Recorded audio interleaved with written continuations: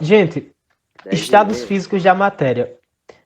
Estados físicos da matéria é algo que a gente sabe. A gente sabe quais são os estados físicos da matéria. Talvez eu falando dessa Sei, mas forma não vocês lembro. ainda não lembrem. Mas quando eu disser o primeiro, vocês conseguem lembrar os outros. Quais são Vai. os estados físicos da matéria? Existem três estados mais conhecidos, mais comuns, que são eles: estado sólido, quais são os outros? Líquido e gasoso. Líquido e gasoso.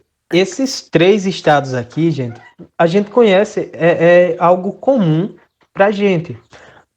O exemplo que está aqui é da água, tá? Eu tenho aqui água no estado sólido, gelo, água no estado líquido, água mesmo, e água no estado gasoso, que a gente chama de vapor de água, tá bom? Então eu tenho aqui os três estados físicos da matéria.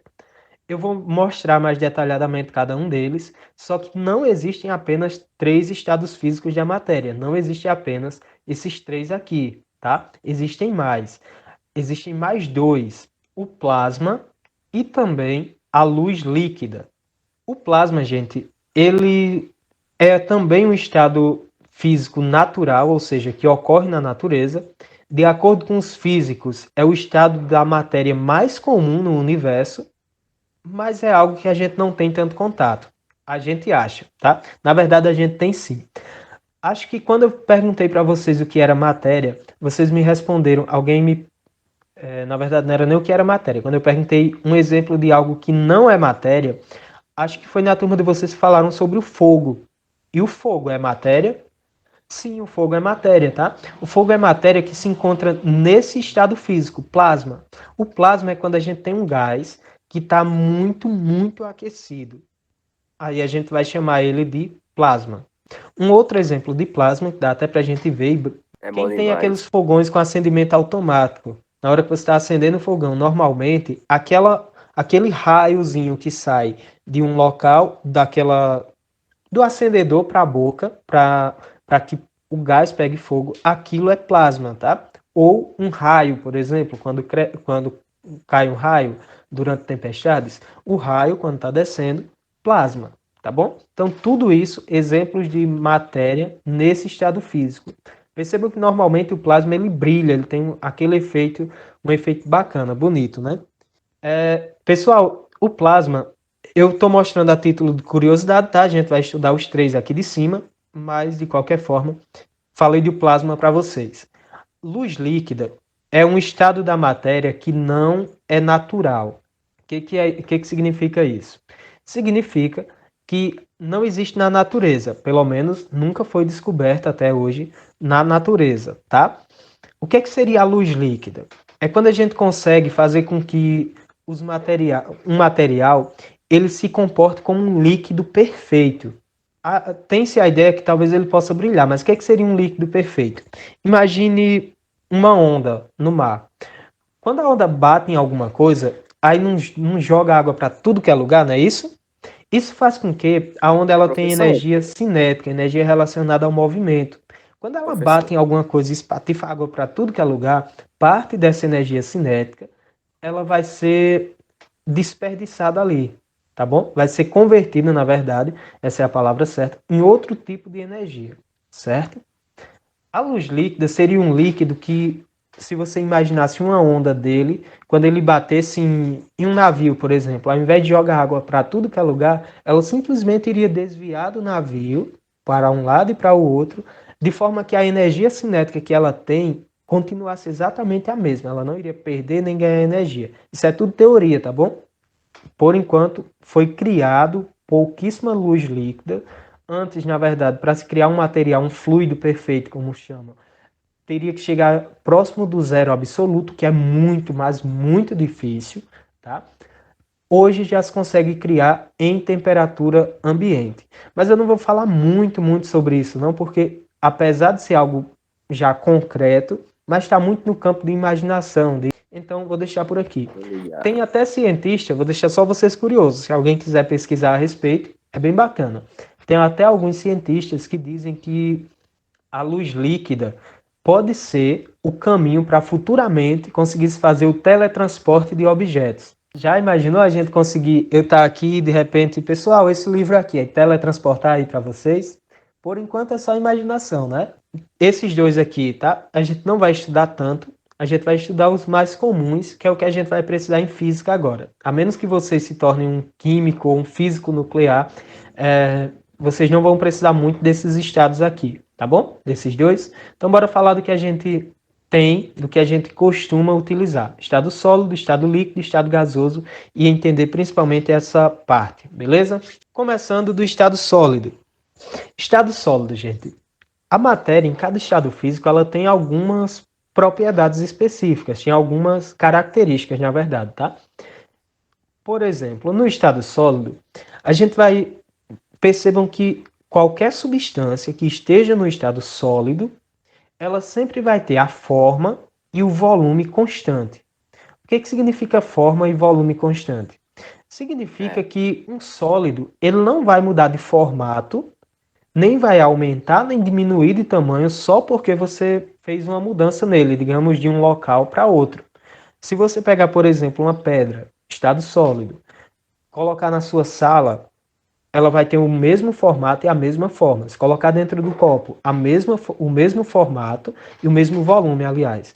Se pegar, tirar dentro do copo, jogar em qualquer lugar que você queira, colocar em qualquer lugar que você imagine, a pedra vai ter o mesmo formato e o mesmo volume. Ela não vai mudar só porque saiu de um local para outro, certo?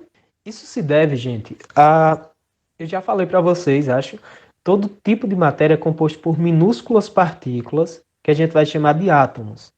E os átomos, eles podem até se combinar e formar moléculas.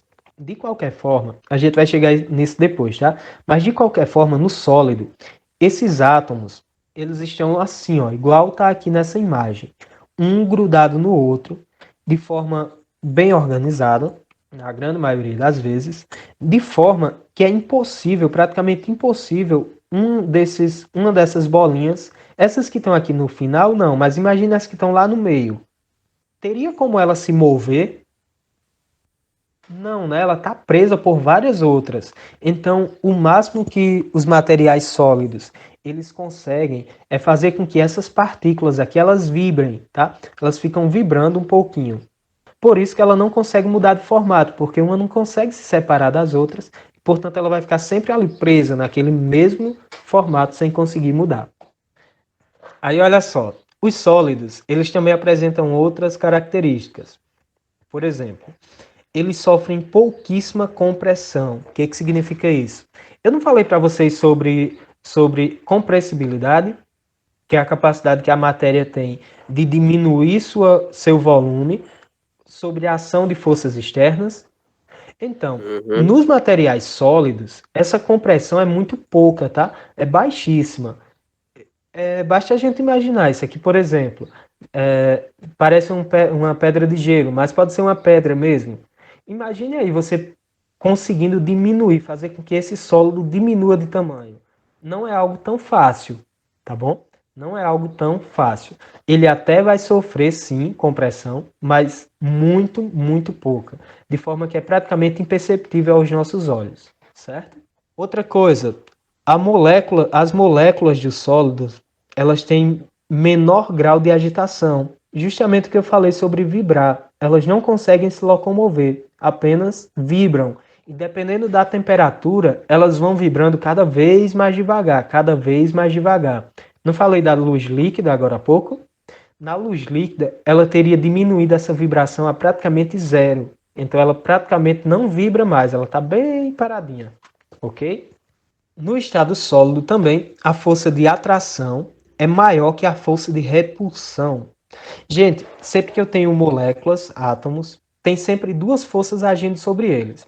A primeira é a força de atração, ou seja, um sendo atraído para próximo do outro, tá bom? Um sendo atraído aqui para próximo do outro. A gente chama isso de força de atração. A segunda força é a força de repulsão, ou seja, um distanciando, querendo distanciar do outro. Aqui nos sólidos, a força de atração ela é muito maior do que a força de repulsão. Isso faz com que eles se mantenham grudados um no outro, porque tem mais força puxando um para o lado do outro do que empurrando para que eles se separem. Aí a gente tem os líquidos. No estado líquido, a gente já tem alguma diferença. Por exemplo, o líquido tem algumas semelhanças também. Exemplo disso, o líquido apresenta volume constante. Então, se você tem 1 litro de água em uma garrafa, se você transferir esse litro de água para um balde, vai continuar sendo 1 litro de água, certo? Não vai aumentar nem diminuir de volume só porque você transferiu da garrafa para o balde, para um copo grande o suficiente para caber, e aí por diante, tá? O volume é constante, não muda. No entanto, a forma do líquido, ela depende do recipiente onde esse líquido está contido. Se você tem um copo d'água, um copo com água, a água vai estar no formato daquele copo. Se você transferir, aliás, para um outro recipiente, como esse daqui de baixo, isso aqui é um becker, tá? No laboratório a gente utiliza muito essa vidraria aqui. Se você transferir a água desse copo para esse becker, a água vai assumir o formato do becker. Se você transferir do becker para uma garrafa, a água vai ficar no formato da garrafa. Se colocar dentro de um balão de aniversário, vai ficar no formato do balão. E aí por diante. De forma que o formato da água, de qualquer líquido, na verdade, depende do recipiente onde ele está. A gente já começa a ter uma diferenciação em relação aos sólidos. E por que ocorre isso? Porque nos líquidos, vejam aqui esse exemplo aqui de baixo, tá? Nos líquidos, essas moléculas, essas bolinhas aqui estão representando moléculas, átomos, enfim. As moléculas aqui, elas estão bem próximas uma das outras, mas ela tem uma certa fluidez, ela consegue se mover. Tá vendo que não é bem organizadinho de modo a deixar presa cada uma dessas moléculas? Aqui não está tudo bem organizadozinho, está apenas juntas, de Jogado. forma que essas moléculas aqui, essa, por exemplo, destaque aqui, ela consegue se ir passando por aqui no meio das outras, empurra aqui, empurra ali e conseguir ir para cima ou para baixo ou para o lado, enfim, ela consegue se locomover, certo? E é por isso que o líquido ele consegue se adequar ao recipiente que ele está, porque essas moléculas elas vão aos poucos andando, se movendo, andando não, né? Se movendo e conseguem assumir o formato do recipiente, preencher o espaço daquele recipiente. Os líquidos, eles sofrem compressão moderada, ou seja, os líquidos é mais fácil da gente fazer com que eles diminuam de volume do que os sólidos. A maioria dos líquidos, tem algumas exceções, mas a maioria dos líquidos é bem mais fácil a gente fazer com que ele diminua de volume, bem mais fácil comprimir ele do que se for um material sólido, certo? É algo também meio intuitivo. Se você tivesse que apostar entre fazer diminuir o volume de um copo d'água, de água, ou de uma pedra, o que você acha que seria mais fácil? Provavelmente você iria achar mais fácil diminuir o volume da água do que pressionar uma pedra até ela diminuir de volume. E tem uma certa razão, tá? Apesar de que nos líquidos, na maioria, essa compressão ela ainda é muito, muito baixa, de forma que a gente quase não consegue ver a olho nu, digamos assim. A gente tem ainda que as moléculas, no caso dos líquidos, têm um grau de agitação intermediário se comparado a sólidos e líquidos.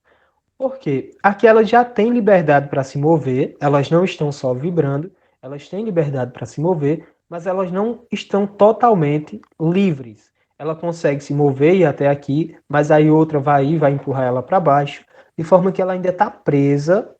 Aqui nos líquidos, elas ainda estão meio que presas umas às outras, elas não conseguem sair daqui tão facilmente, tá? Isso porque aqui nos líquidos, a força de atração é equivalente à força de repulsão. Então, com a mesma intensidade que ela empurra, ela é puxada, tá? Ela empurra para se distanciar, mas é puxada na mesma intensidade, de forma que ela não consegue se libertar, consegue se mover para um lado, para o outro, mas ela ainda está um pouco presa. E por fim, gente, nós temos também o estado gasoso, tá? O estado gasoso ele é mais diferente, tá, dos demais.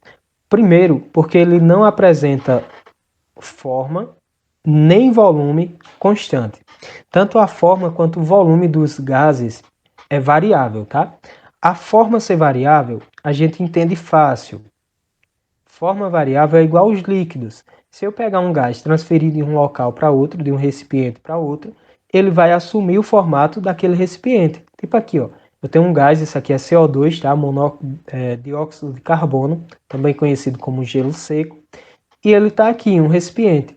Se eu pegar esse gás e transferir para esse outro recipiente aqui, ele vai assumir o formato desse outro recipiente. Tudo bem? Então, a forma dele é variável, assim como os líquidos. Agora, nos gases, o volume ele também é variável. Isso significa que os gases eles podem aumentar e podem diminuir de volume meio que livremente. Não tem um limite para até onde eles fazem isso. É por isso que a gente diz que nos gases eles sofrem grandes compressões e grandes expansões. Eu consigo aumentar muito o volume de um gás e eu consigo também diminuir muito o volume desse gás. Imagine, por exemplo, um botijão de gás. Na casa de vocês, alguma vez já teve algum tipo de vazamento de gás, seja porque a boca ficou ligada sem que o fogo tivesse, algo assim? Mas se ficou, acho que vocês já devem ter percebido que em alguns segundos que fica a boca ali liberando gás sem que ele queime, a gente já consegue imediatamente depois perceber, sentir aquele cheiro, né? O cheiro característico do gás de cozinha. Se a gente pensar, meio que o gás ele faz o seguinte, ó. Tá aqui o botijão de gás, que eu não vou conseguir representar direito. Imaginem que isso aqui é um botijão, tá bom? Tá aqui o botijão de gás da casa de vocês e eu tenho gás aqui dentro. Nem saiu o gás todo, mas de repente esse gás consegue ocupar todo o volume da sala ou da cozinha da minha casa. Então ele vai para um espaço bem maior, simplesmente de uma hora para outra. Esse gás, uma pequena fração do gás que estava aqui dentro, consegue ocupar todo o espaço de uma casa, de um cômodo da casa. Quando há explosões, por exemplo, por acidentes com botijões de gás, é porque ele fica vazando e o gás que está lá dentro do botijão, ele ocupa o volume da casa inteira. E aí, com a menor faísca, a casa inteira é meio que virasse um reservatório de gás que vai explodir ali naquele instante, tá? Então os gases eles conseguem assumir qualquer volume, eles aumentam muito de volume e também podem diminuir muito de volume. É tanto, falando agora de diminuição de volume, é tanto que a gente consegue perceber isso muito na prática. Se a gente pegar uma seringa, retirar a agulha, né, logicamente, aqui da seringa, muito bem desenhada por sinal, mas peguei essa seringa aqui e vou fazer o seguinte. Digamos que eu deixe o êmbolo dela aqui, nesse ponto, tá? Se você tapar essa seringa aqui, colocar seu dedo aqui, tapando a saída aqui da seringa, tá? Sem a agulha, logicamente, tá? Você consegue pressionar e fazer com que esse êmbolo venha para cá. Você consegue diminuir o volume daquele gás. Você faz isso não porque o gás está indo embora, e sim porque você consegue realmente diminuir o volume dele.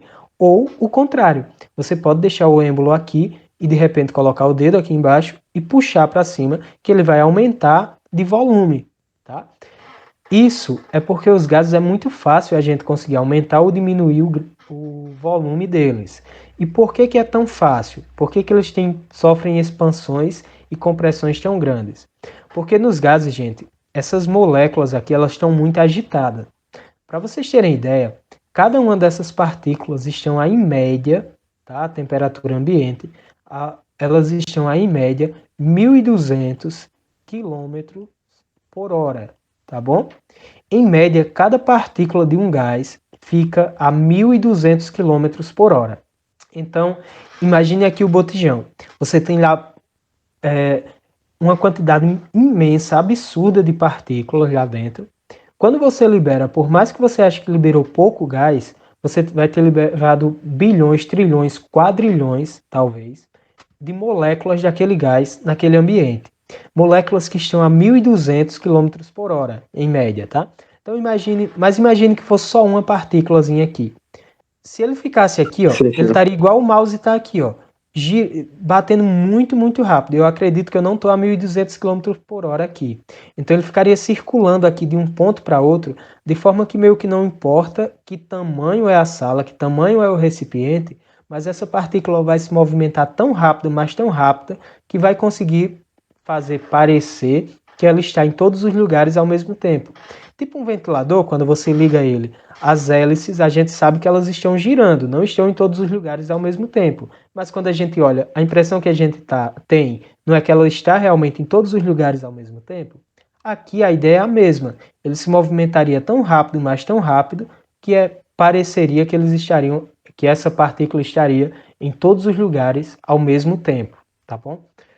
Por que ela consegue diminuir de volume? Por que a gente consegue fazer com que os gases diminuam tanto de volume?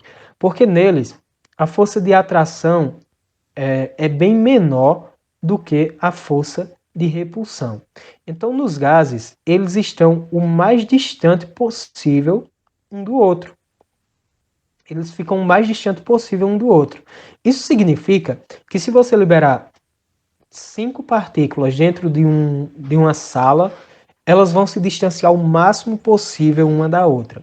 Agora, se você for diminuindo essa sala, como tem espaço vazio entre elas, elas vão conseguindo diminuir de volume até ficar em um volume bem pequeno. Elas vão estar querendo se distanciar, mas como não tem espaço, então elas ficam ali. Na hora que houver mais espaço, elas vão assumir esse espaço que está sobrando, tá bom? Então, só para a gente terminar, fazendo o resumo, ó, a gente tem estado sólido, que tem forma e volume constante. No estado líquido, a forma já pode variar, o volume é constante. E nos gases, forma, volume, tudo depende de onde esse gás está. Nos sólidos, sofre pouquíssima compressão. Líquidos, compressão moderada. E gases, a gente já tem compressão e expansão muito grandes, muito elevadas. Ele pode aumentar muito de volume e diminuir muito de volume também. Nos sólidos, as moléculas elas têm grau de agitação muito pequeno, é tanto que elas só conseguem vibrar, nem conseguem se mexer direito, só vibram. Nos líquidos, a gente já tem elas se movendo, mas ainda presas umas às outras. Aqui nos gases, a gente já tem elas muito agitadas, 1.200 km por hora, em torno disso, e elas o mais distante possível uma das outras. Por que ficam tão distantes? Aqui, porque a força de repulsão é maior que a força de atração, tá bom? Nos líquidos, essas forças se equivalem, são equivalentes, e nos sólidos, que a gente falou primeiro, a força de atração é muito maior do que a força de repulsão. Tudo bem, gente?